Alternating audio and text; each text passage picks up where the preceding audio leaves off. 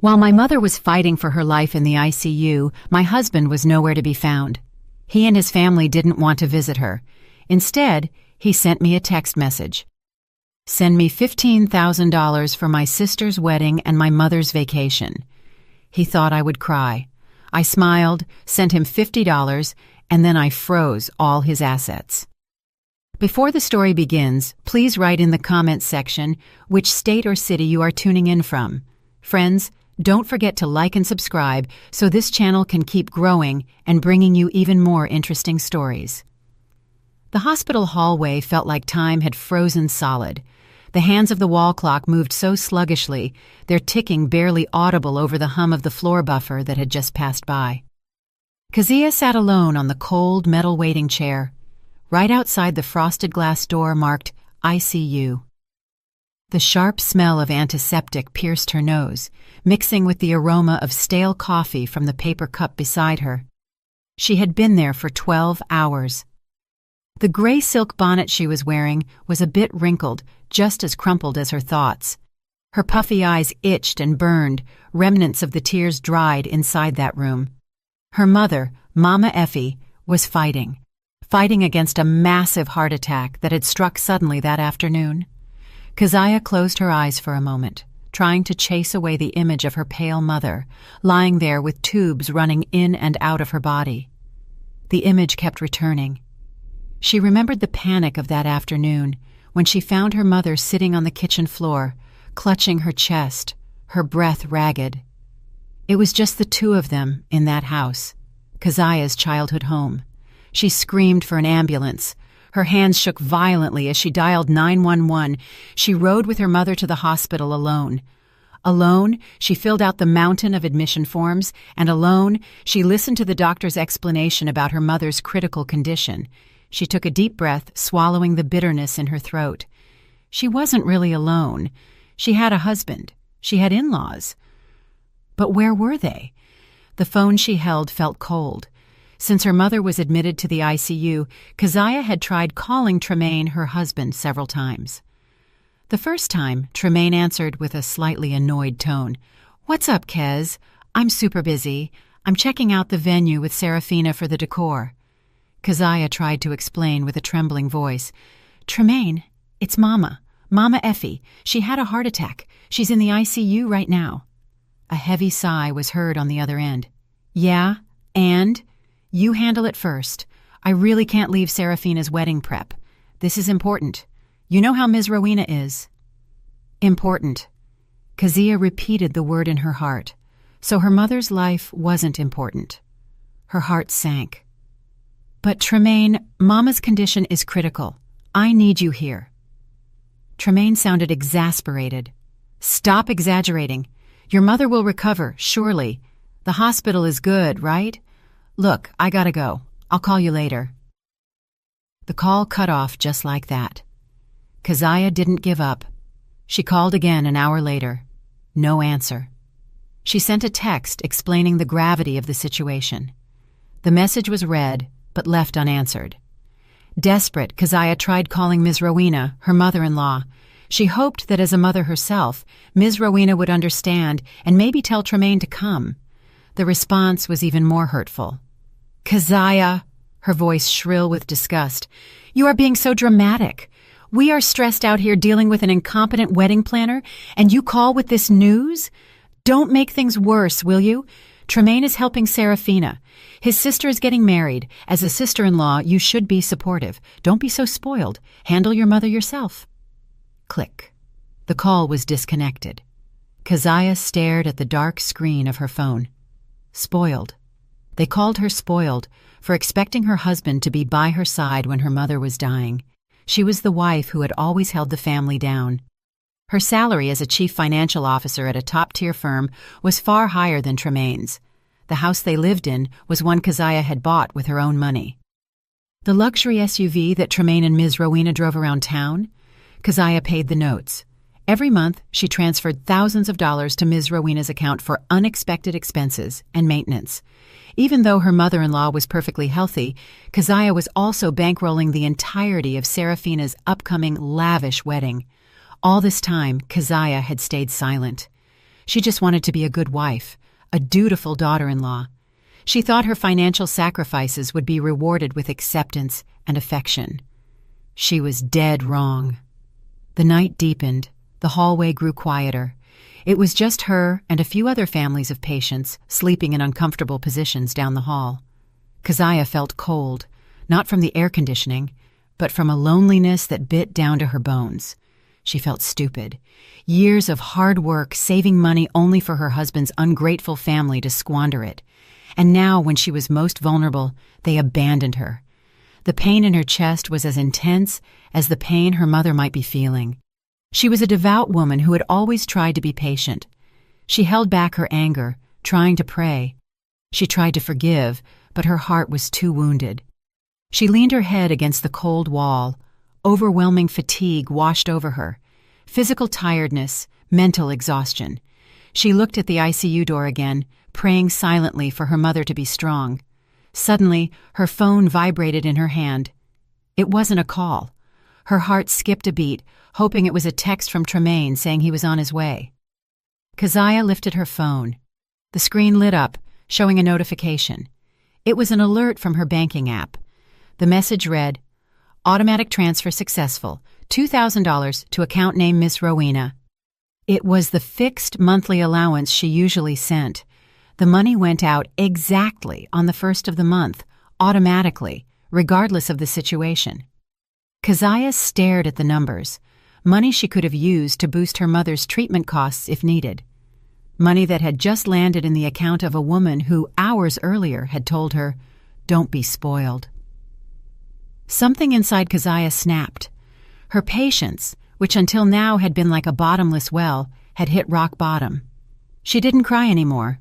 Her eyes, which had burned before, now felt cold. She swiped away the notification and stared blankly at the ICU door. The night was still long, but Keziah knew something had ended forever. 2 days passed in a fog. Keziah barely left the hospital. She only went home briefly to shower and change clothes, then returned to her mother's side. She slept in the waiting chair. She woke up every time she heard a nurse's footsteps. Mama Effie's condition remained the same, stable but critical. She still hadn't regained consciousness. The doctors said the next 2 days would be crucial. Keziah spent her time reading psalms and praying by her mother's bedside, hoping her voice could penetrate the fog of the coma wrapping her mother. During those 2 days, her phone wouldn't stop vibrating.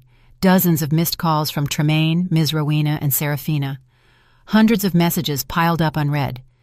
Keziah knew they must be furious because the supplementary transfer hadn't gone through, or maybe Tremaine was mad because Keziah had ignored him. Keziah didn't care. She turned the ringer off, leaving only the vibration. Her focus was singular, her mother's recovery. That morning, the third day, after wiping her mother's body down with warm water, Keziah sat for a moment in the hospital cafeteria. She forced herself to swallow a bagel and a cup of hot tea. Her body needed energy. She couldn't afford to get sick. That was when her phone vibrated again on the table, this time a long text from Tremaine. Keziah's heart jumped. There was a tiny, foolish hope in her heart that Tremaine had finally come to his senses. Maybe it was an apology message. Maybe he would ask about Mama's condition. With hands slightly trembling from lack of sleep, Keziah opened the message. It wasn't an apology, nor a question about her mother. It was a list of orders. "Keziah, where are you? Why aren't you answering the phone or replying to texts? You're ignoring my mother on purpose, aren't you? Ms. Rowena says you're probably resentful about the issue the other day. Whatever. Don't be childish.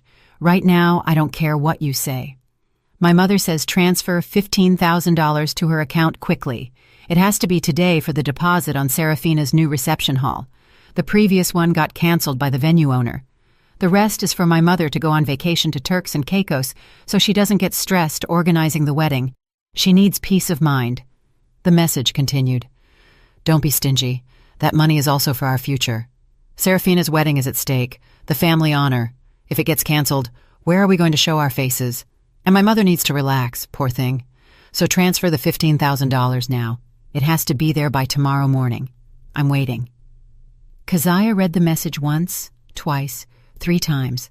Her tired brain tried to assimilate the words.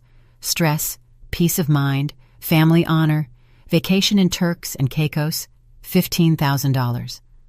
Upstairs, in the same building, a few floors above this cafeteria, her mother was fighting between life and death, and neither her husband nor her husband's family had asked about it even once. They only cared about the party, the money, and the vacation. Suddenly, Keziah felt something strange. A dry, raspy laugh escaped her lips. At first soft, then louder. Some customers in the cafeteria turned to look at her strangely. A woman in a head wrap laughing alone in a hospital cafeteria. Keziah didn't care. She laughed until tears came out. But they weren't tears of sadness. They were tears of rage that had reached their peak. Who did they think she was? An ATM with no feelings? A cash cow that could be milked at any moment? They thought she would obey, that she would transfer that amount of money while weeping, too busy with her mother to fight back. Keziah's laughter stopped abruptly. Her pale face had now hardened. Her gaze was cold and piercing. Everything became crystal clear. The fog in her head vanished, replaced by a burning determination. For years she had been patient because she thought it was her duty. Now she realized it was stupidity. She picked up her phone. The cracked screen corner seemed to reflect her marriage. She remembered the $15,000. It was the emergency fund she kept in her personal investment account, money she had saved over years for a dire situation. And this, Keziah thought, was an emergency to save herself. With steady fingers that no longer trembled, Keziah opened her banking app. She didn't open her investment account. She opened her main checking account, where the balance was low because she had just used it for the deposit on her mother's hospital expenses. She pressed the transfer menu, entered Tremaine's account number, a number she knew by heart. Then she typed the amount, not $15,000. She typed $50. Her finger paused for a moment over the send button. This was it. This was her line in the sand. After pressing this, there would be no going back. She would no longer be the obedient Keziah. She would no longer be the stupid Keziah. She pressed the button hard. Transfer successful. Then she went to the messaging app, opened Tremaine's long message, scrolled to the reply section, and typed a short, clear, and concise response. "This is for you to buy some minutes for your phone. Don't call me again." She hit send. 2 blue checks. Red. Immediately her phone rang violently. Tremaine's name appeared on the screen. Keziah looked at the call, let it ring until it stopped on its own, and rang again. Her mother-in-law's name appeared. She left it. Then Seraphina. She left it. Keziah pressed the silence button on the side of her phone. Then she searched for her lawyer's contact, the family lawyer who had handled her father's estate. She smiled, a cold, calculating smile. A grand plan began to take shape in her mind, a plan to teach them a lesson. The explosion didn't take long. Less than 30 seconds after the message, "This is for you to buy some minutes," was sent. Keziah's phone screen lit up like a Christmas tree in the middle of a storm. Incoming call from Tremaine. Keziah looked at her husband's smiling photo on the screen, a smile that now looked fake and repulsive. She let the call ring, ring, and ring until it finally died out and turned into a missed call notification. A minute later, a text came in, this time full of capital letters. "Are you speaking in tongues? Are you insulting me?" Keziah didn't reply. She was walking back to the ICU waiting room. Her steps were firm. Next message.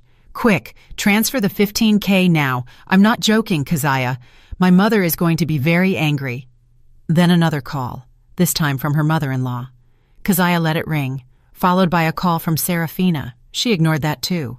Her phone vibrated endlessly in her hand. The vibration felt like a buzz of distant rage, but strangely, it didn't scare her. It made her feel stronger. Voicemails started rolling in. Keziah didn't need to listen to them to know their content. She could imagine Ms. Rowena's shrill voice cursing her, calling her a disloyal wife, ungrateful, stingy, and all the names she previously only dared to say behind her back. She imagined Seraphina whining, probably blaming her if her dream wedding failed, and Tremaine, her husband, probably panicking, cornered between the demands of his mother and sister, and now realizing his cash source was rebelling. Keziah sat back down on the cold metal chair. She opened her photo gallery, looking at a picture of her mother smiling while they had lunch together a month ago. A sincere smile that contrasted so sharply with the sly smiles of her husband's family. All this time, Keziah had worked hard, using her faith as a reminder to always be patient and do good. She thought her patience was a virtue, but she had forgotten something. One is also taught not to allow oneself to be oppressed. She had forgotten that kindness misused was stupidity. Her phone vibrated again. New message from Tremaine. Okay, you're mad about your mom, right? I'm sorry. Now send the money and then I'll come visit your mother. I promise. Promise? A word that sounded so cheap.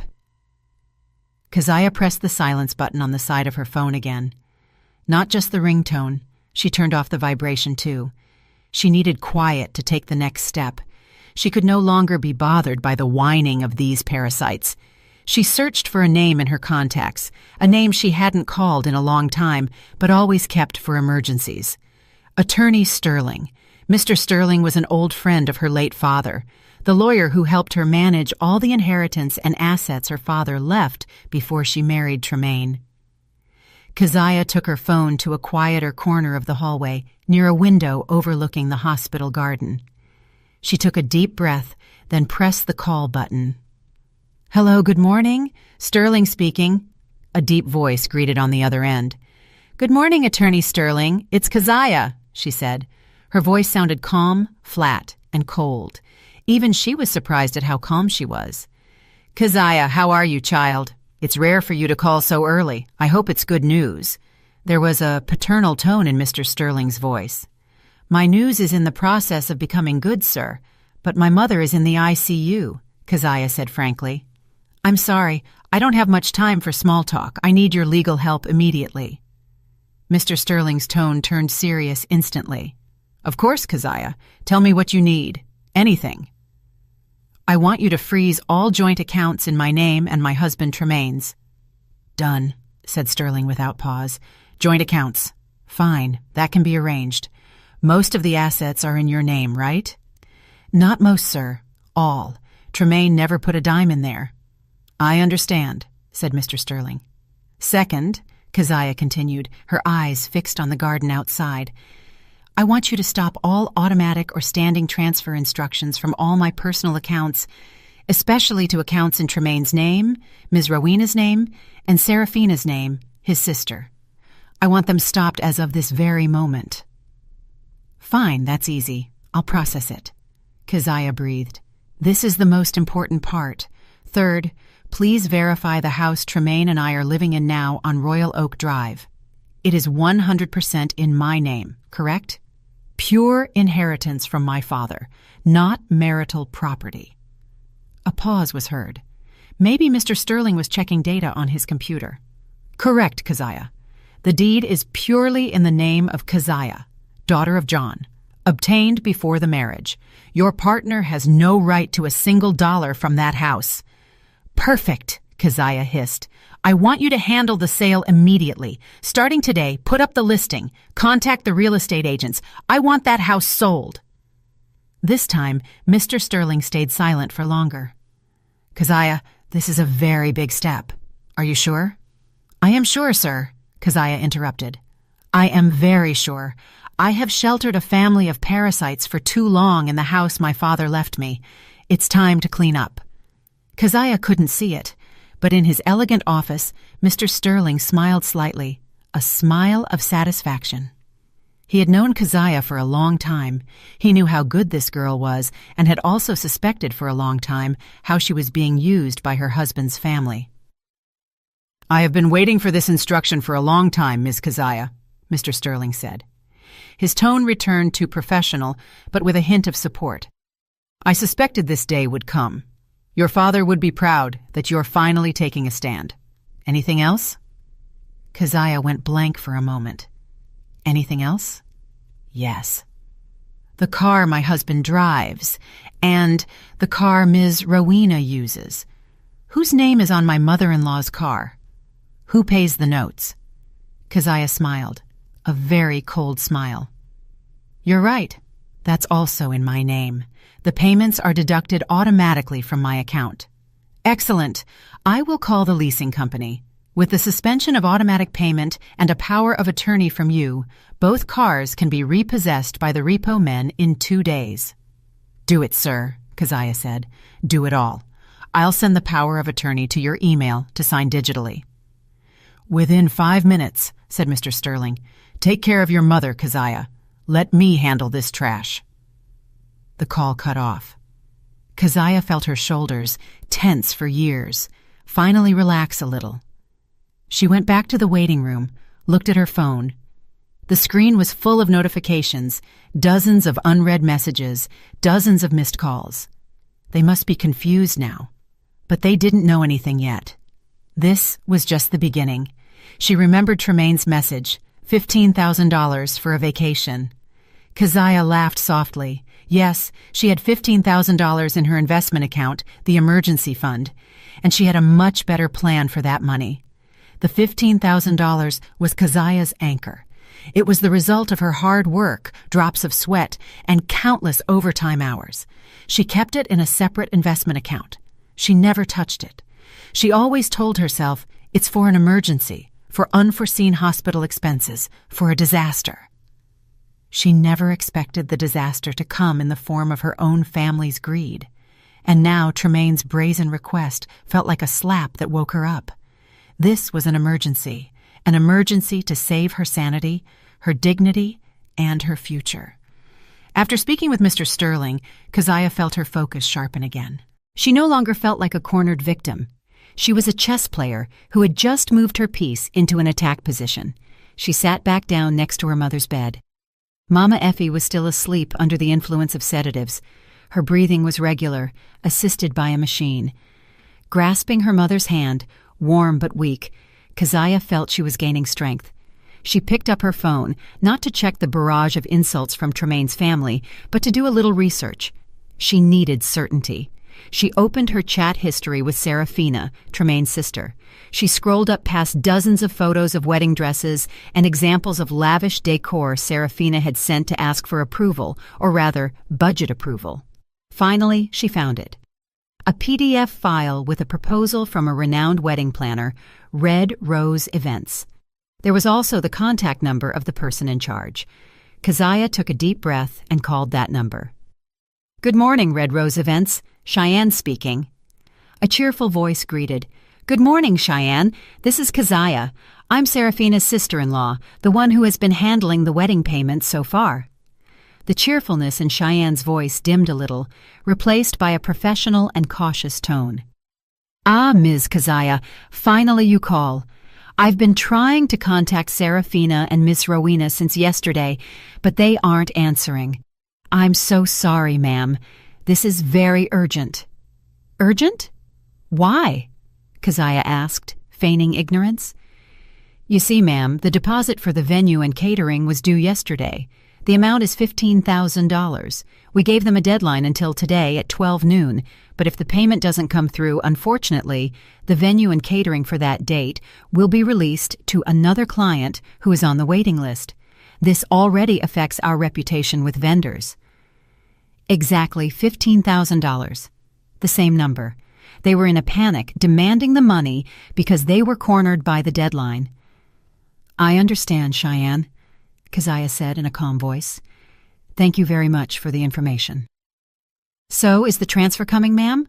I'll wait until 12, urged Cheyenne. I'll handle it, Keziah replied ambiguously. But please don't tell Serafina or Miss Rowena that I called. Let this be my business. Keziah hung up. So the $15,000 was the leech they were trying to stick on her to cover their debts. She could just leave it, let Serafina's wedding be canceled, the venue lost, and let them be embarrassed. But that was too easy.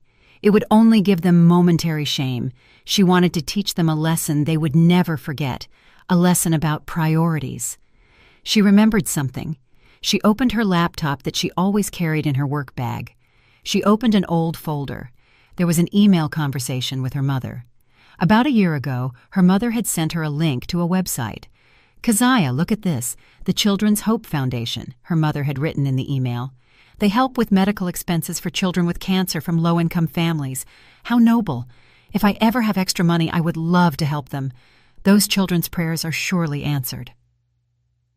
Her mother never had extra money, because every gain her mother should have received, every bit of affection money Keziah wanted to give her mother, was always diverted into the apparently bottomless pockets of Ms. Rowena and Tremaine. Keziah's eyes felt hot. Her mother, even in her simplicity, thought of others, while her mother-in-law, in her luxury, only thought of herself. Keziah opened the foundation's website. The donation page was clear. There were photos of small children with shaved heads, but with brave smiles. Keziah's heart was moved. This was it. This was the answer to her prayers. This was the best way to use the $15,000. She didn't hesitate for a second. She opened her banking app, accessed her investment account, and made a withdrawal from the emergency fund. The process was instant. Then she went back to the donation page.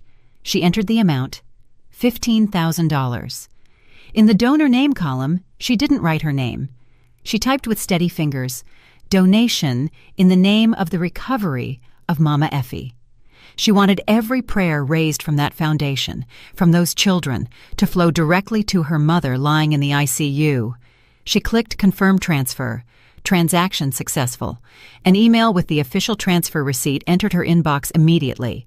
Keziah took a screenshot of the receipt, a simple image containing the bank logo, the transfer amount, and the recipient's name. Children's Hope Foundation. This was her weapon. Not a bomb that explodes, but a scalpel that cut right into the heart of their arrogance. She opened the family group chat. She ignored the dozens of furious private messages. She went directly to Tremaine's family group, the group containing all of Tremaine's arrogant aunts, uncles, and cousins. The group where Ms. Rowena always bragged about how successful Tremaine was and how generous her daughter-in-law, Keziah, was. The same group where the plan for Seraphina's lavish wedding was discussed daily. Keziah took a breath. She didn't write a single word. No explanation, no curse back. She simply selected the screenshot of the $15,000 receipt, then pressed the send button. Message sent. One gray check. Then in seconds it turned into 2 blue checks. Red. Someone must be online. Maybe Ms. Rowena herself or Seraphina, who were panic waiting for news of Keziah's transfer, must have opened the message. Thinking it was the proof of payment for their wedding planner. Keziah could imagine their confusion. They asked for $15,000 for a party and a vacation. Instead, they got a receipt for $15,000 for charity.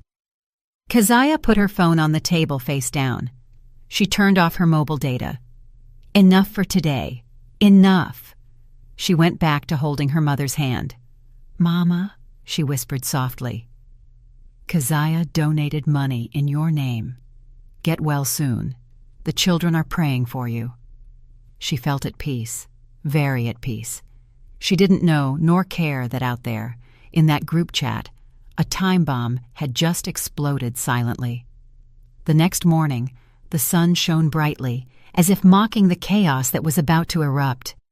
In the elegant designer boutique downtown, Ms. Rowena and Seraphina were in very high spirits. They had already forgotten the annoyance of 2 days ago. The $50 message and Keziah's cynical response were considered a tantrum from a stressed wife. They were very sure that under pressure and the threat of family honor, Keziah would cave. The $15,000 must have arrived in Ms. Rowena's account that morning. "Look, Mama, this dress," Seraphina said, spinning in front of a grand mirror. She was wearing a shimmering off-shoulder gown that alone cost thousands of dollars. "Everyone is going to be jaw-dropped." "Of course, honey," replied Ms. Rowena, while sipping the sparkling water the boutique attendant had served her.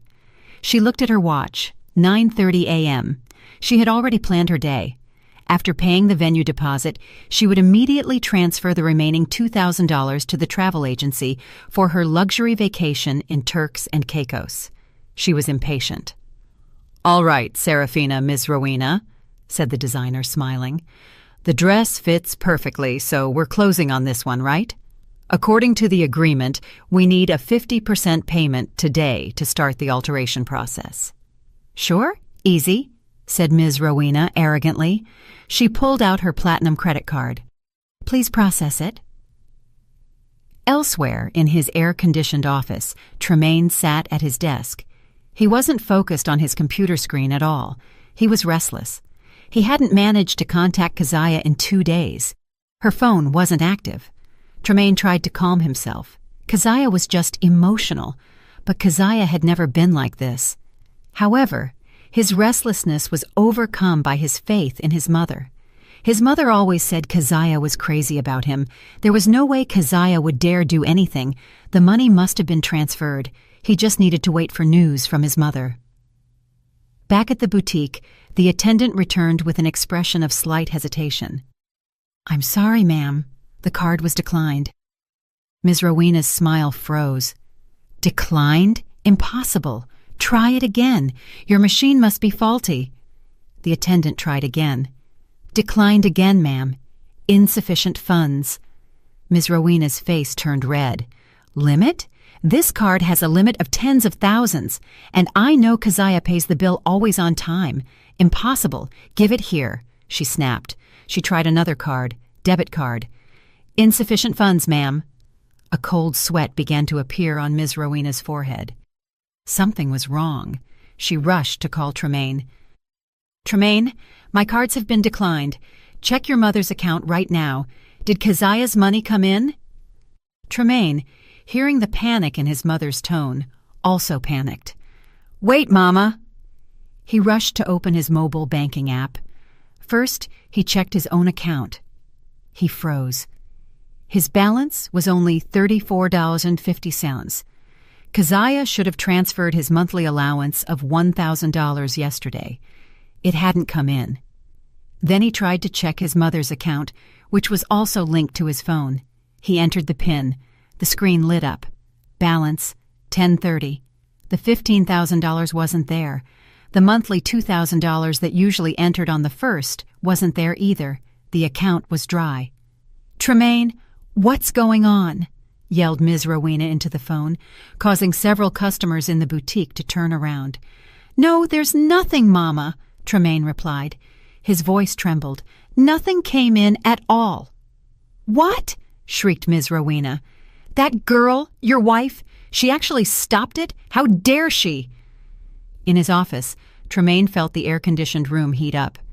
His heart pounded. This wasn't just anger, it was a disaster. He tried calling Keziah again. The number you have dialed is not active. He tried WhatsApp. One check. He was blocked. No, maybe she just has her mobile data off. But the result was the same. Keziah had vanished. In the boutique, the atmosphere turned humiliating. I'm sorry, Ms. Rowena, said the designer. Her voice was now cold and flat. If the payment cannot be completed today, we cannot continue. Serafina, still wearing the dress worth thousands, began to cry. Mama, what are we going to do? It's humiliating, Mama. It's going to get canceled. Shut up, snapped Ms. Rowena. She was hysterical. She had to get that money. She called Tremaine back. Call your wife. Drag her here. Tell her to transfer now or divorce her. The word divorce echoed in Tremaine's ears. He was in a panic. He couldn't divorce Keziah. Divorcing Keziah meant divorcing his money source. He had to fix this. Just at that moment, Serafina's phone rang loudly. On the screen appeared the name Cheyenne, Red Rose Events. Serafina's face went pale instantly. This must be about the $15,000 deposit for the venue. Hello, Cheyenne, she greeted with a trembling voice. Cheyenne's voice on the other end was no longer cheerful. Her voice was firm, professional, and uncompromising. Good afternoon, Serafina. It is 12:05 p.m., confirming that the payment of the $15,000 deposit has not been received. Yes, I'm sorry, Cheyenne. It's just that there's a little... Cheyenne interrupted her. It's not necessary, Serafina. I'm calling only to inform you. According to our agreement, since the payment deadline has expired, the venue reservation, catering, and all vendors under Serafina's name for that date are officially canceled. Canceled? Shrieked Serafina. Her eyes widened with horror. Correct. And one more thing, continued Cheyenne, her voice sounding like a judge's gavel. We just received a call from Ms. Keziah's legal representative, Mr. Sterling. He has officially informed us that Ms. Keziah withdraws all her financial backing for this event, so everything is clear. Serafina couldn't breathe. Cheyenne continued. Oh, yes. The venue for your date has already been taken by another client on our waiting list. They just paid in full 5 minutes ago. Good afternoon. The phone fell from Serafina's hand, landing on the thick carpet of the boutique without a sound. But for Ms. Rowena and Serafina, that sound was like a bomb explosion, destroying everything. The wedding is canceled! Serafina's scream was the first thing to break the embarrassing silence in the boutique. Not a soft cry, but a sharp shriek full of rage and shame. Canceled! Everything canceled! All because of Keziah! Ms. Rowena, whose face was already livid, staggered. She grabbed the checkout counter to avoid falling. What do you mean? She hissed. Serafina, with tears ruining her expensive makeup, shouted at her mother. They just called. Everything is canceled. Keziah's lawyer called them. She withdrew all her money. We are ruined, Mama. Ruined. The boutique attendants and some other clients who were choosing fabrics were now looking at them with a mix of surprise and amusement. This scene was too good to miss. The designer, owner of the boutique, signaled the security guard.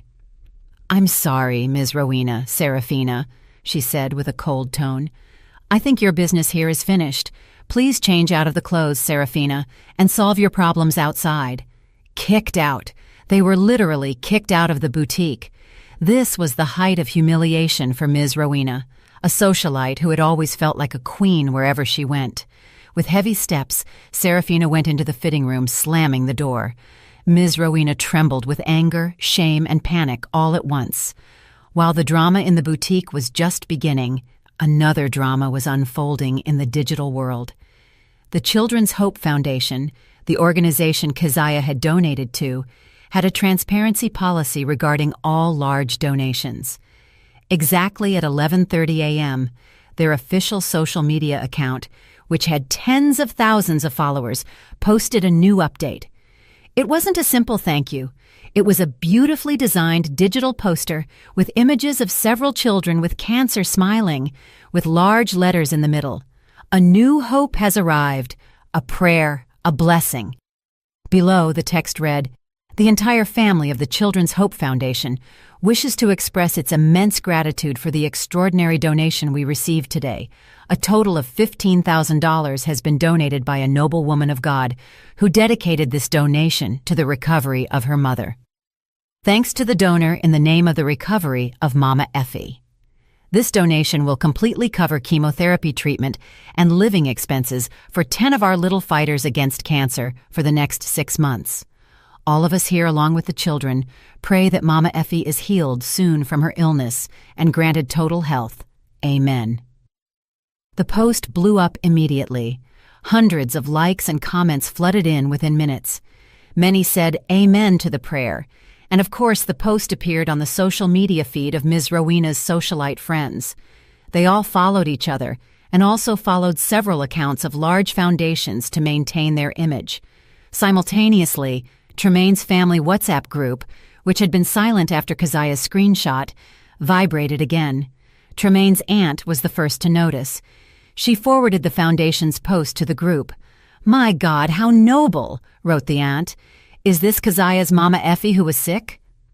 Another cousin of Tremaine commented, "Wow, $15,000, exactly the same amount that was in Keziah's screenshot yesterday. So she really donated it." Tremaine's uncle commented, "Your daughter-in-law is amazing, Rowena. Just when her husband asks for money for a party, she chooses charity in the name of her sick mother. A devoted wife, without a doubt." Ms. Rowena's phone, which she had just turned on after leaving the boutique with a broken heart, was flooded by these notifications. She opened the WhatsApp group. Her eyes widened as she read the incoming comments. The praise for Keziah felt like a slap of fire on her face. Then, private messages started arriving from her friends at the social club. "Rowena, I saw the foundation's post, $15,000. Hats off to your daughter-in-law. Hey, but I heard from the people at the boutique that Serafina's wedding was canceled. How is that possible? You didn't have the money, but she used it for a donation." Another message came in. "Ms. Rowena, is it true that Serafina's wedding got canceled because you didn't pay the planner? But how come your daughter-in-law donated $15,000? What's the story here?" Their ruin had become public consumption. Not only did they not get the money, not only did they lose the dream wedding, now, in the eyes of the public, they looked like a greedy family trying to squeeze their pious daughter-in-law while her mother was dying, and they had failed miserably. Ms. Rowena's image, built over years as a respected socialite, was shattered in a single afternoon. Tremaine in his office also saw the post. He was tagged by several co-workers. "Awesome, Trey. Your wife donated $15,000. What a boss move. Congratulations. Hope your mother-in-law gets well soon." Tremaine couldn't answer. He felt nauseous. He looked like a fool. The anger, shame, and panic were now reaching their peak. Ms. Rowena, Serafina, and Tremaine met in the boutique parking lot. All three faces were somber and full of hate. "This cannot stay like this," hissed Ms. Rowena. Her eyes were red with rage. "That girl has humiliated us. We have to see her. We have to make her pay for all this." "It's true," nodded Tremaine. His ego as a husband and a man was completely shattered. He no longer cared about the money. He cared about his dignity, which had been trampled. "Let's go to the hospital now. We will force her." "I'm going," yelled Serafina. "I'm going to snatch that bonnet off her head." With blind rage, the three of them got into Tremaine's car, the car whose notes Keziah paid. They drove at full speed toward the hospital. They didn't know this was their last trip in that car. They arrived at the hospital lobby like a storm, walking fast, angry, and indifferent to people's stares. They went straight to the reception desk. "We want to see Keziah." "What room is her mother in?" snapped Tremaine. The receptionist was startled. "Excuse me, sir. Patient's name?" "Effie, Mama Effie," said Ms. Rowena impatiently. The receptionist typed on the computer, then looked up. Her expression turned professional. "I'm sorry, ma'am. Sir, the patient named Mama Effie is in the ICU." "But we're going to the ICU," interrupted Tremaine, walking straight toward the elevator. "Wait, sir." Two burly hospital security guards suddenly stepped in front of them, blocking the path. "What is this?" asked Tremaine, his tone rising. The taller guard looked at them calmly, but firmly. "Excuse me, sir, ma'am. By special request of Ms. Keziah, the person responsible for the patient, we have received instructions. Mr. Tremaine, Ms. Rowena, and Serafina are specifically prohibited from visiting the patient or meeting with Ms. Keziah in all areas of this hospital." The denial felt like a concrete wall that appeared suddenly in front of them. Tremaine, Ms. Rowena, and Serafina stood paralyzed in the hospital lobby, which suddenly felt very crowded. The stares of some visitors and curious nurses were stabbing them. The two burly guards stood still. Their faces were professional, but they left no room for negotiation. "You can't do this." Tremaine stepped forward, trying to use the remnants of his authority. "I am her husband. Keziah is my wife. I have rights." The taller guard tilted his head slightly. "I'm sorry, sir. Your rights as a husband do not override the instructions of the patient's guardian, Ms. Keziah specifically mentioned your name, the lady's, and this young woman's," he said, pointing to them one by one. "The order is clear. Unwanted guests with potential to disturb the patient's peace." Every word felt like a slap. "Disturb the peace?" hissed Ms. Rowena, her red face containing her rage. "We are her family. She is the one causing chaos." The second guard intervened, his voice lower but threatening. "I suggest the lady and family leave the lobby now. If you cause a disturbance, we will be forced to call internal security." Ms. Rowena's dignity, which was already shattered, was trampled, kicked out of the boutique, and now kicked out of the hospital. Serafina, who had been motionless, began to sob. "Enough, Mama. Let's go. It's humiliating," she whispered, pulling on her mother's sleeve. Tremaine stared toward the ICU elevator, as if his gaze could pierce the floors and find Keziah. There was hate there, but also fear. He had just realized how powerful Keziah was, how dependent he was on the woman he had underestimated all this time. With heavy steps full of shame, the three turned around. They walked out of the air-conditioned lobby, back to the heat of the parking lot. The drive back in the car, Keziah's car, felt silent and suffocating. No one spoke. Miss Rowena looked out the window with a blank stare, her jaw clenched. Serafina sobbed hysterically in the back seat. Tremaine gripped the steering wheel so hard his knuckles were white. They only had one destination: back home to Royal Oak Drive. They had to talk, strategize. They had to think of a way to persuade, threaten, or force Keziah to return everything to normal.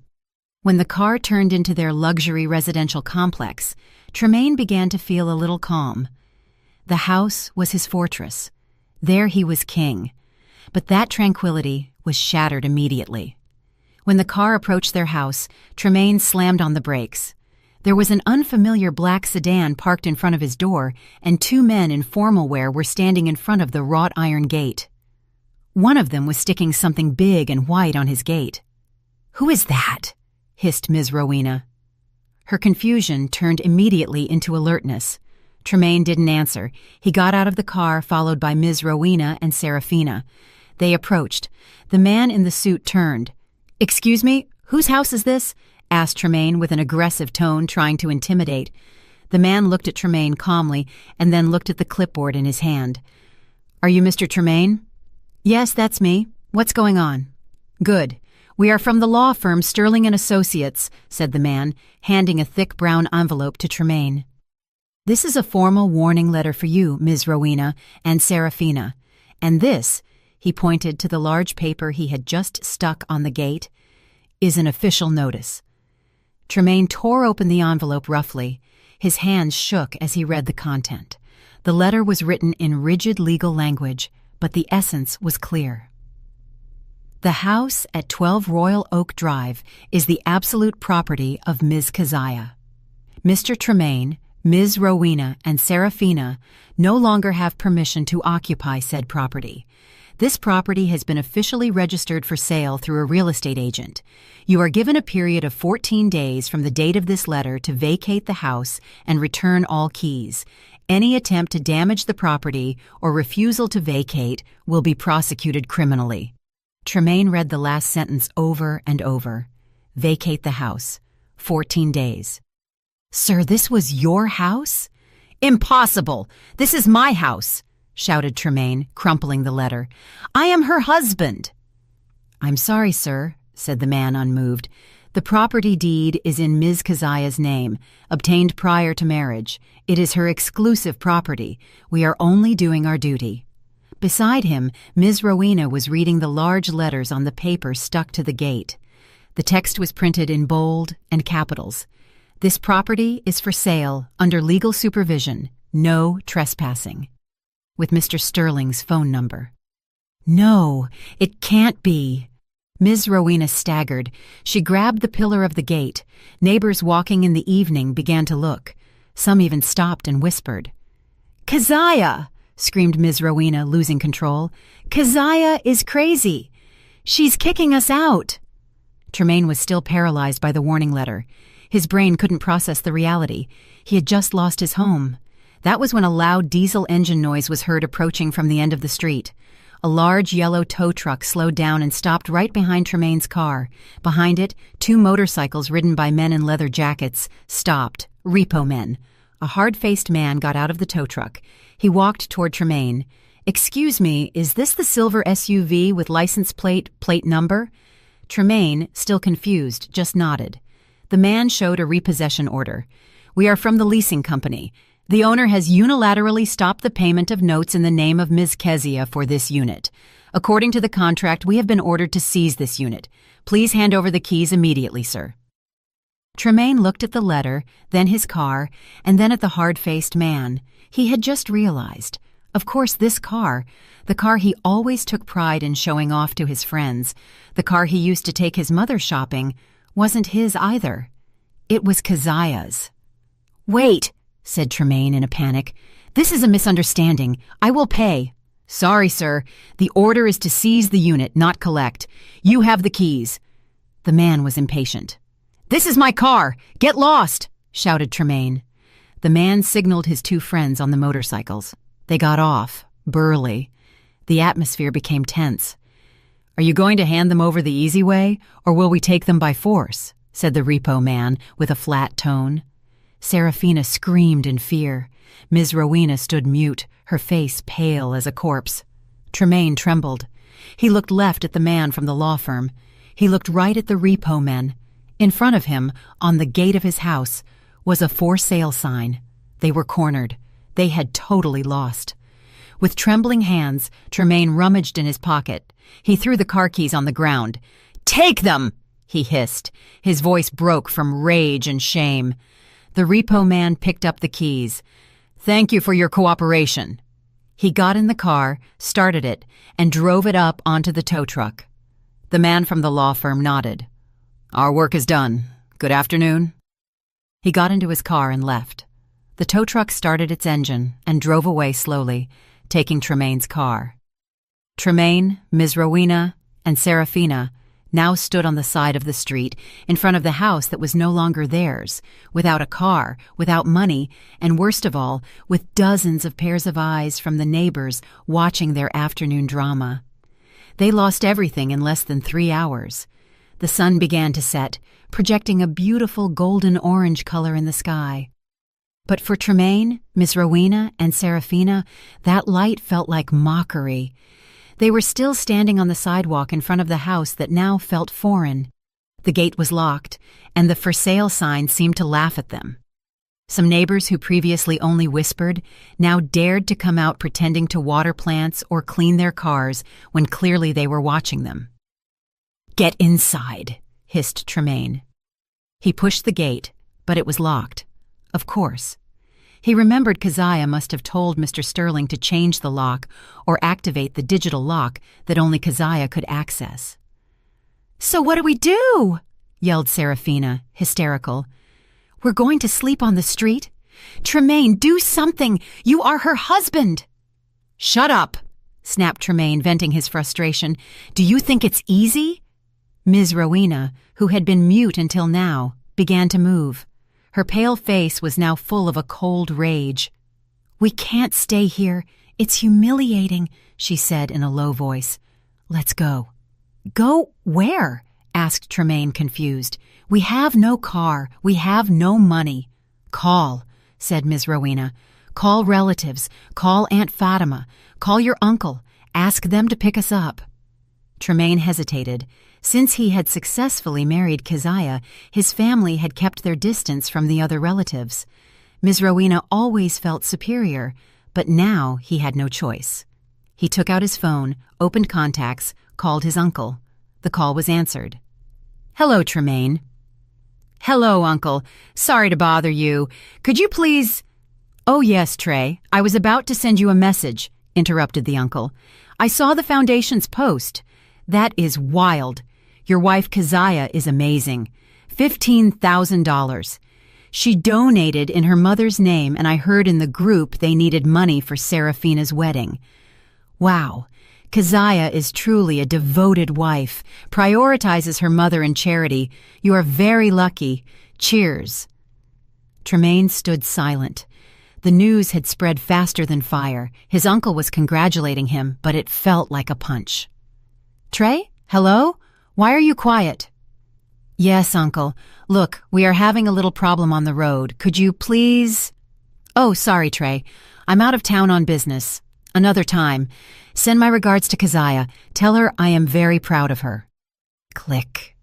The call cut off. Tremaine tried calling Aunt Fatima. The response was the same.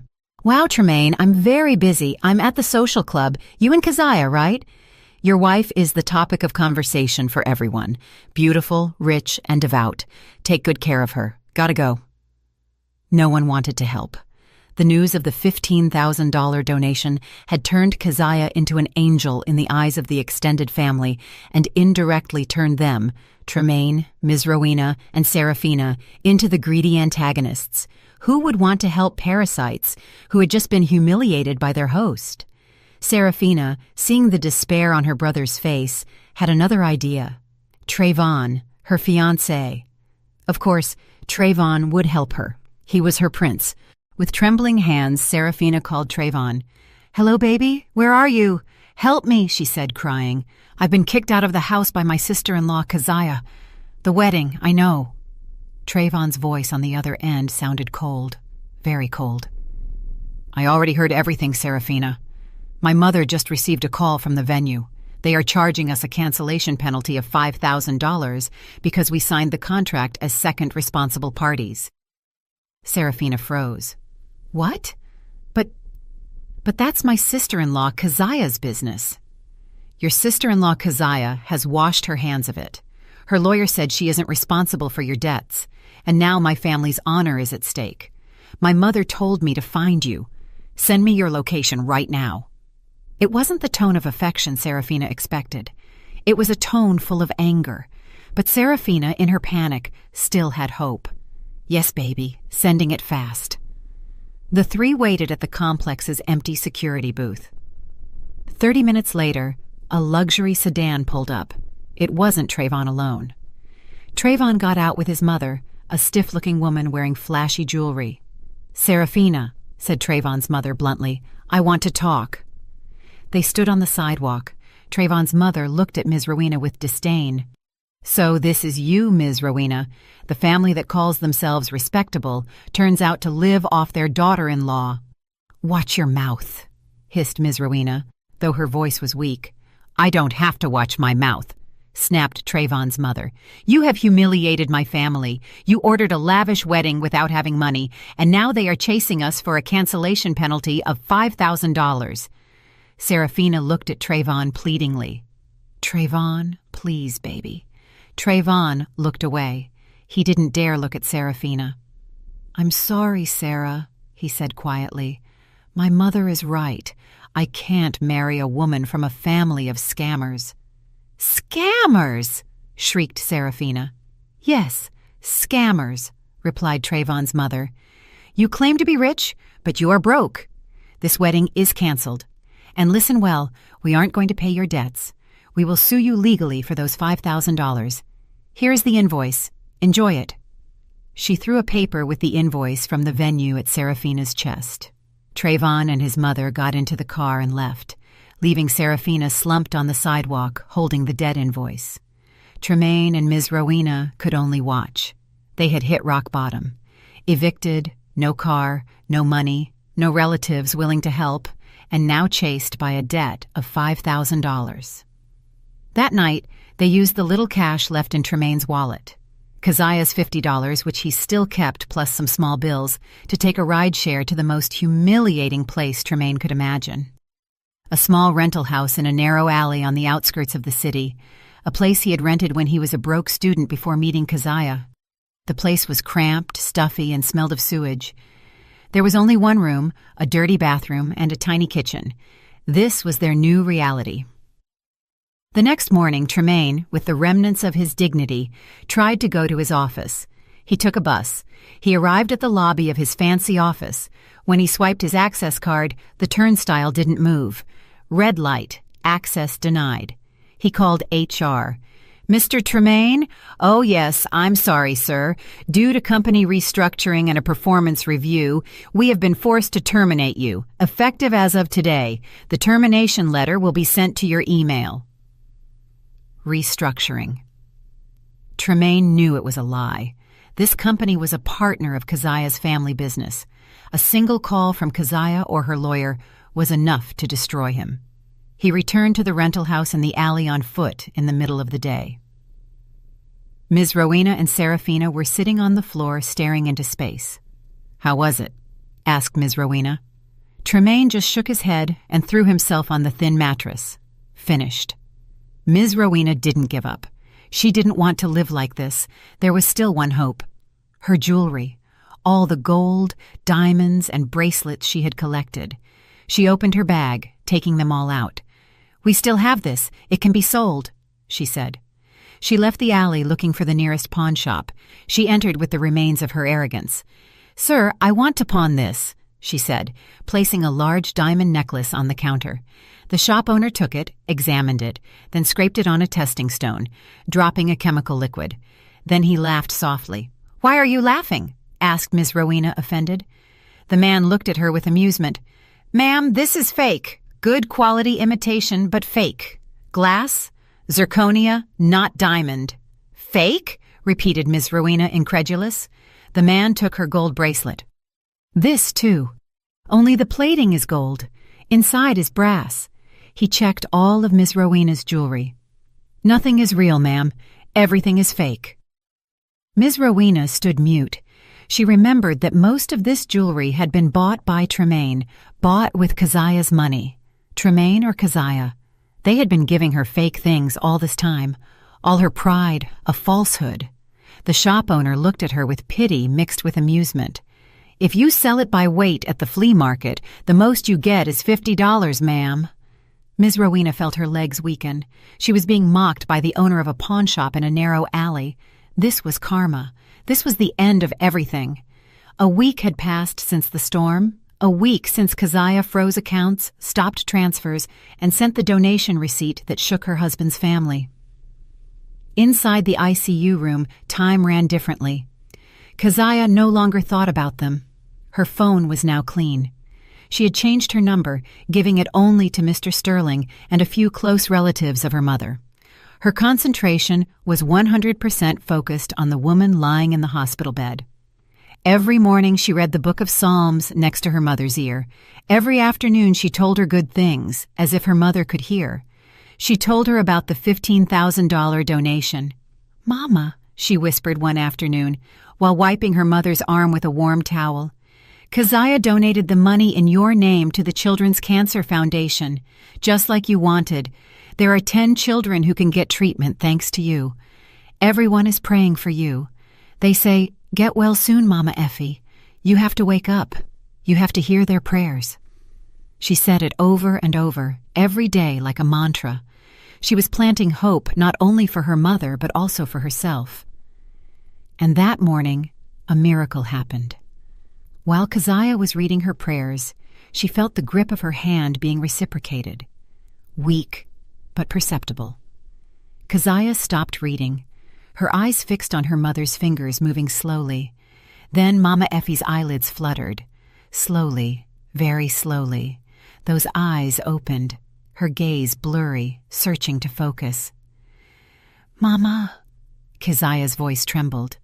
Mama Effie's eyes finally settled on her daughter's face. She couldn't speak due to the breathing tube, but a tear slid from the corner of her eye.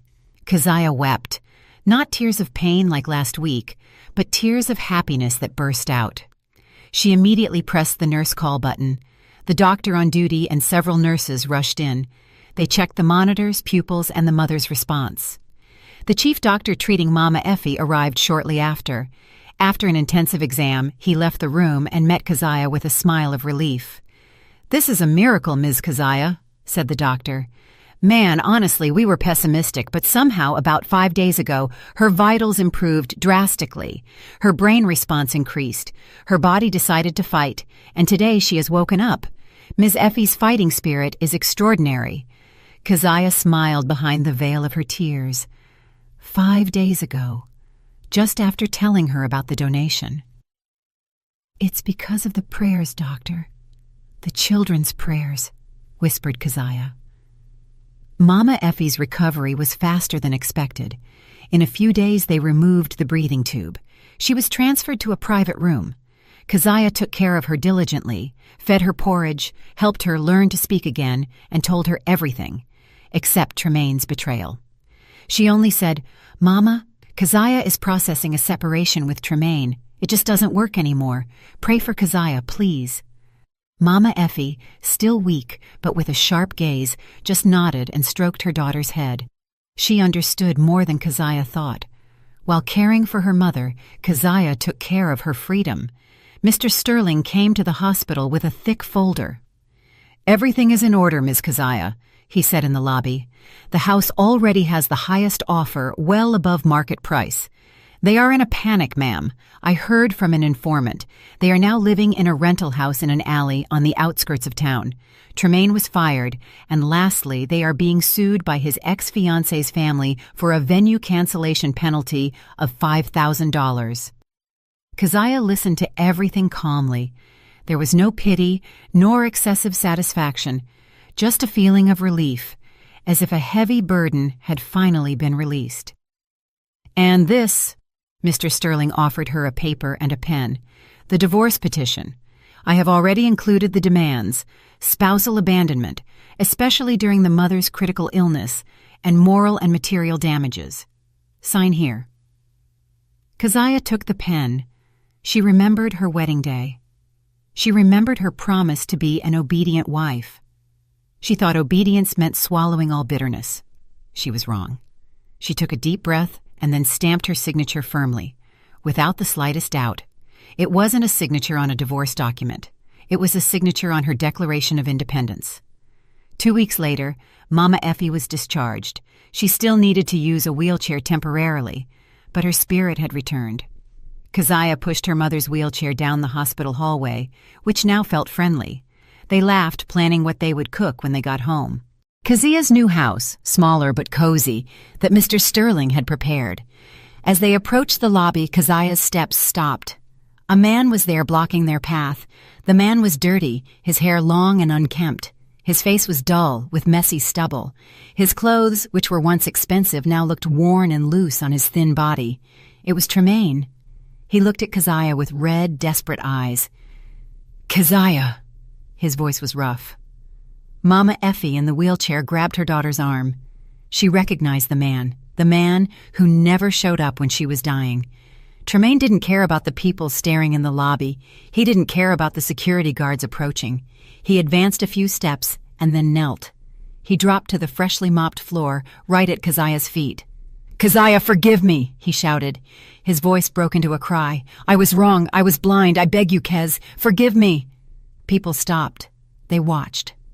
"I've lost everything, Kez," he sobbed, trying to reach the hem of Keziah's dress. "I got fired. The house was foreclosed. The car seized. We live in a smelly place. My mother and Serafina are suffering. I am suffering. I beg you, Keziah, withdraw the divorce petition. Let's start over. I promise to be a good husband. I will wash your feet every day. I beg you, Keziah." Keziah looked at the man crying at her feet, the man she once loved, the man she served, the man she gave everything to. Now he looked so small, so despicable. There was no anger in Keziah's heart, nor hate, just a void. It felt like she was looking at a stranger. "Keziah, honey, please!" Tremaine looked up at her full of hope. Keziah looked directly into Tremaine's eyes. She pulled her foot back slowly, her face calm, hidden beneath her neat head wrap. Then she spoke. Her voice was low, but clear and cold. It was heard clearly in the silent lobby. "Excuse me." Tremaine's face lit up immediately. He thought it was forgiveness. "Yes, Kez? Do you forgive me? Do you accept me back?" Keziah shook her head slowly. "No." She leaned in a little, looking at her technically husband for the last time. "Excuse me, who are you?" Tremaine froze. Those words, sharper than a knife, colder than ice, hit him full force. Keziah didn't wait for an answer. She straightened up. "Let's go, Mama," she told her mother with a soft voice. "Our driver is waiting." She pushed her mother's wheelchair, turning to pass by Tremaine's motionless body, still kneeling on the floor. She walked straight toward the automatic exit door, toward the sunlight. She didn't look back even once, leaving Tremaine alone in the lobby, being a spectacle, drowning in his own humiliation. 6 months later, Hartsfield-Jackson International Airport. The atmosphere is busy and crowded. Among the crowd, Keziah came out of the international arrivals gate, pushing her mother sitting in a wheelchair. Mama Effie didn't need it anymore, but the wheelchair was provided by the airline for her comfort. Mama Effie looked healthy, fresh, and very happy. Her face was radiant, her cheeks had regained volume. She held a bouquet of tulips she had bought in Amsterdam. Keziah, for her part, looked like a new person. Her head wrap was styled in a modern and elegant way. She wore an expensive cream-colored pantsuit. Her face glowed. Her smile expanded as she talked to her mother. How wonderful! The trip to Vienna and Istanbul was incredible, right, Mama? Said Keziah while pushing her luggage cart. Incredible, daughter, replied Mama Effie, laughing softly. Much more beautiful than just Ibiza, right? She looked at her daughter teasingly. Both laughed. That was the vacation Ms. Rowena had asked for. Keziah made it happen, but for her mother in a much more luxurious way. After this, Mama goes straight home to rest.